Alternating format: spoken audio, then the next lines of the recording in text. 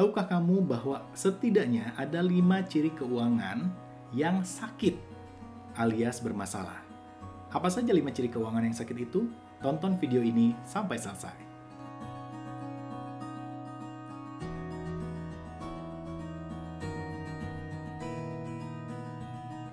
Assalamualaikum warahmatullahi wabarakatuh. Salam sukses bahagia. Balik lagi bareng saya Edvan M. Kautsar di sebuah channel yang tentunya akan selalu memberimu inspirasi, motivasi, dan juga sharing berbagai ilmu yang bermanfaat biar kamu semua tambah sukses dan tambah hebat.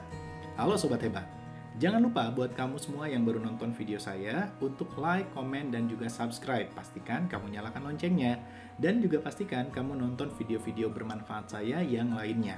Juga buat kamu semua yang mau belajar tentang ilmu bagaimana menjadi orang yang berlimpah rezeki, bahkan dikejar-kejar rezeki, kamu tinggal buka aja www.naiklevel.id dan buka e-course Kuantum Rezeki.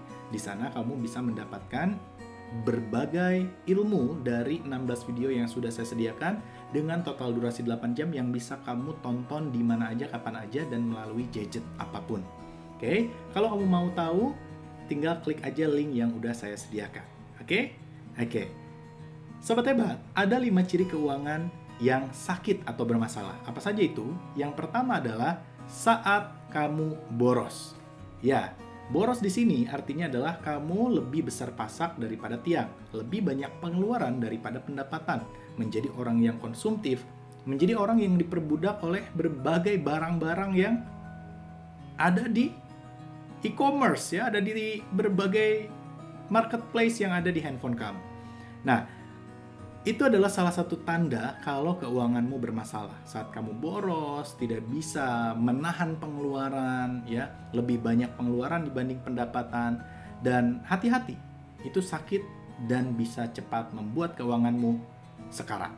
Kencangkan ikat pinggangmu dan jangan terlalu boros. Pastikan kamu selalu bertanya, apa manfaat dari barang yang aku beli ini? Bahkan, jika barang itu diskon, tanyakan, apakah aku benar-benar membutuhkannya? Jika tidak, ya berarti itu tidak perlu kamu beli. Jadi itu adalah ciri yang pertama saat kamu boros dan lebih banyak pengeluaran dibanding pendapatan. Akhirnya, kamu menjadi orang yang hedonic treadmill, istilahnya. Apa itu hedonic treadmill?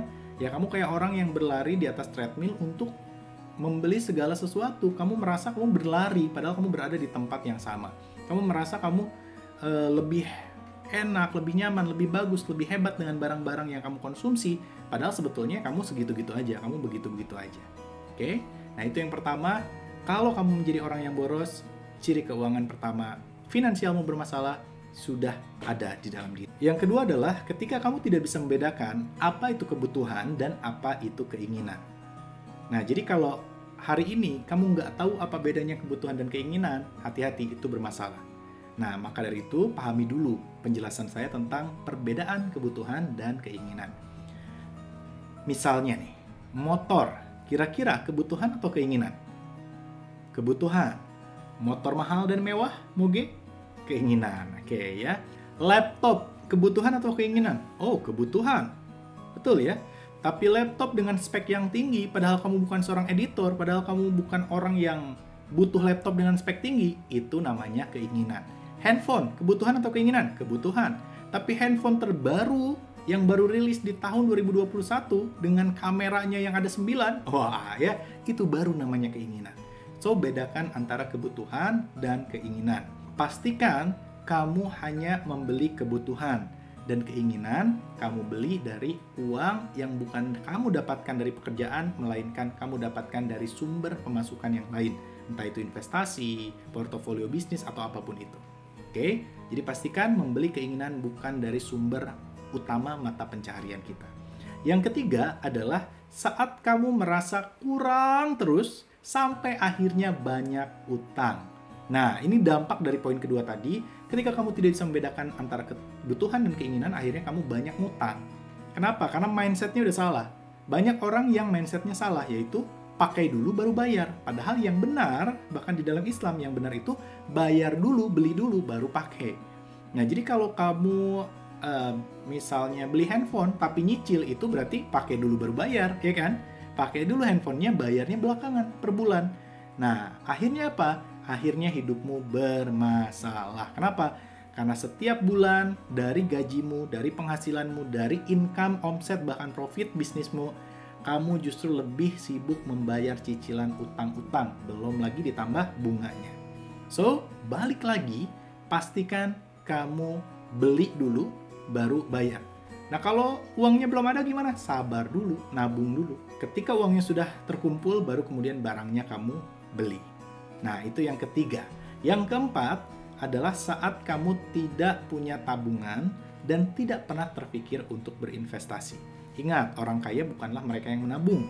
Orang kaya adalah mereka yang berinvestasi. Tapi gimana caranya investasi kalau tabungan aja kita nggak punya? Berinvestasilah dengan uang yang dingin. Kenapa? Karena banyak banget orang yang berinvestasi menggunakan uang panas. Pada akhirnya apa?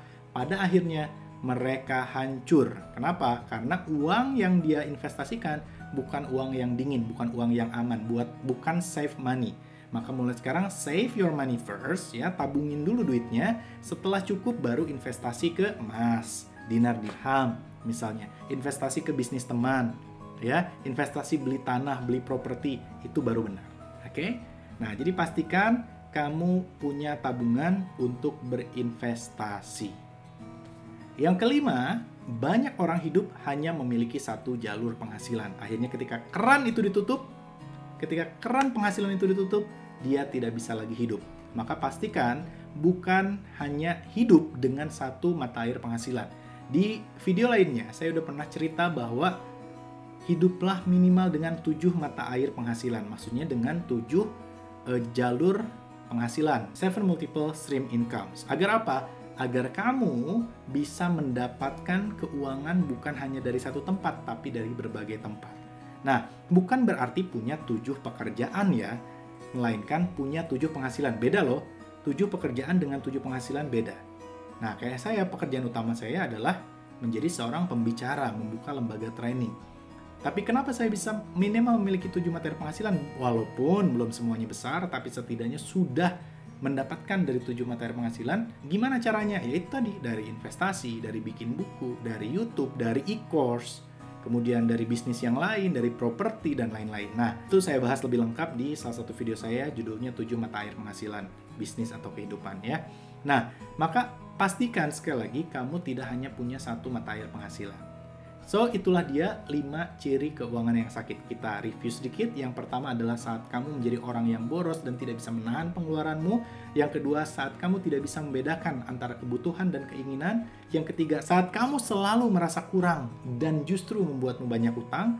Yang keempat adalah saat kamu nggak punya tabungan dan tidak punya uang untuk berinvestasi. Dan yang kelima adalah saat hidupmu hanya memiliki satu jalur penghasilan.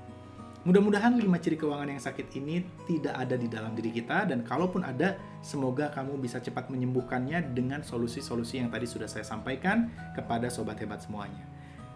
Jika video ini kamu anggap bermanfaat, silahkan di-share, dan jangan lupa juga untuk subscribe channel ini, dan pastikan kamu juga ikut program kami untuk bersedekah di @nasiviraltasik. Cari aja di Instagram @nasiviraltasik. Follow juga Instagram saya @edvanmkautsar. Saya Edvan M. Kautsar, undur diri. Sampai jumpa dan salam sukses bahagia. Mari berbagi kebahagiaan setiap hari Jumat kepada yatim piatu, duafa, dan mereka yang membutuhkan bersama Nasi Viral Tasik. Gerakan berbagi Nasi Viral Tasikmalaya. Kenapa berbagi makanan berat? Karena mereka yang sedang lapar langsung akan merasakan kebahagiaan saat perutnya terisi, dan seketika doa akan terucap dari mulut mereka saat menyantap makanan itu untuk Anda yang bersedekah makanan kepada mereka.